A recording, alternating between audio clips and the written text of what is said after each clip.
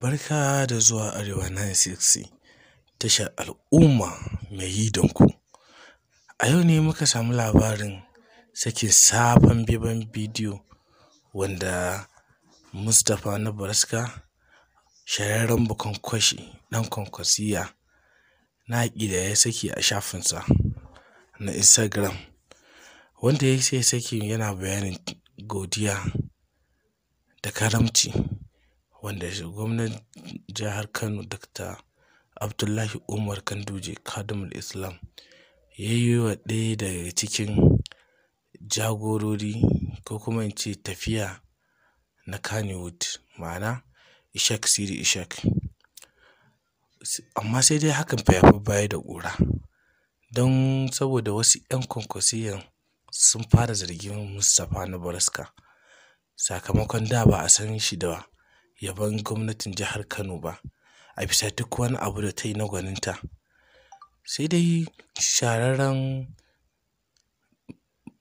ɗan wasan barkwancin nan Mustapha naburaska ya saki wannan bidiyon ne yayin da yake da jan hula a kansa, amma hakan bai sa wasu 'yan kwankwasiyan yi mai uzuri ba, saboda rigimar da take tsakanin gwamnatin jihar Kano da Dr. Rabi'u Musa Kwankwaso, wanda hakan ne ya sa wasu da yawa suka yi zargin cewa anya ko ba shi ma zai yi amfani da wannan damar bane ba ya ci amana kamar yadda Aminu Dumbilin shi ma ya ci amana.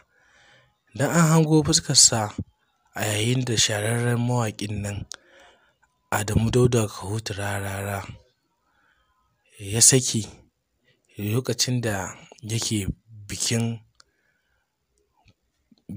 ba da award na wannan shahararriyar waƙar da ya yi ta A Bamu a Huta, wanda an hango fuskar shi wannan jarumin tare da ragowar 'yan Kannywood, wanda kuma asali an san cewa bai fiye shiga irin wannan sabgogin na Adamu Kahutu Rarara ba.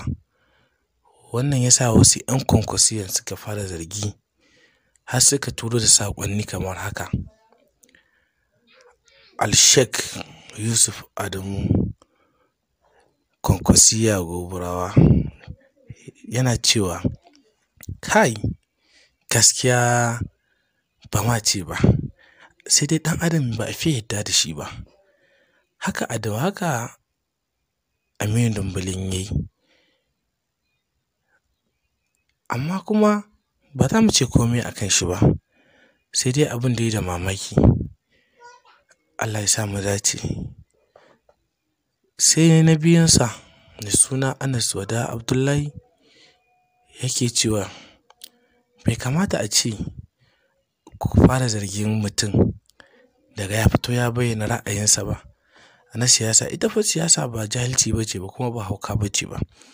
Duk ɗan siyasan da ya san kansa to baya ɗaukar ta gaba, yana ɗaukar zumunci daban kuma siyasa daban. To me ma laifin Mustapha naburaska bayan aƙidarsa a bayyane take?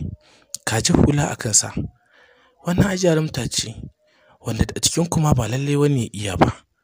Mustapha naburaska kullum akwai kwankwasiya a ransa, sannan kuma duk inda zai je ko da gaban gwamnatin jihar Kano ne, naburaska akwai jan hula a kansa. Don haka hakan bai zai sa ya ƙi amfani da wannan damar ba don ya ga ya yi zumunci da 'yan Kannywood. Gaskiya ku canja halinku, mu 'yan kwankwasiya ba haka muke ba.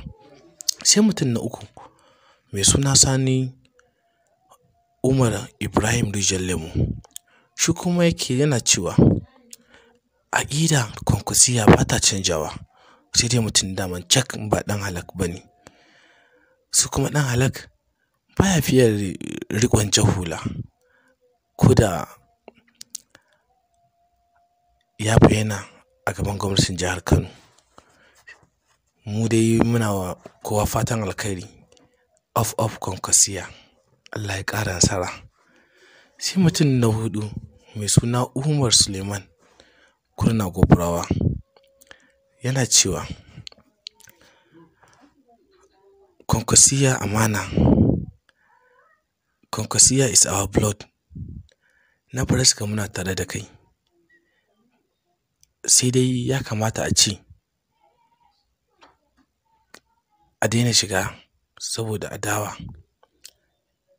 Mu ba mu hana a yi zumunci ba, amma sai dai a san irin zumuncin da za a yi.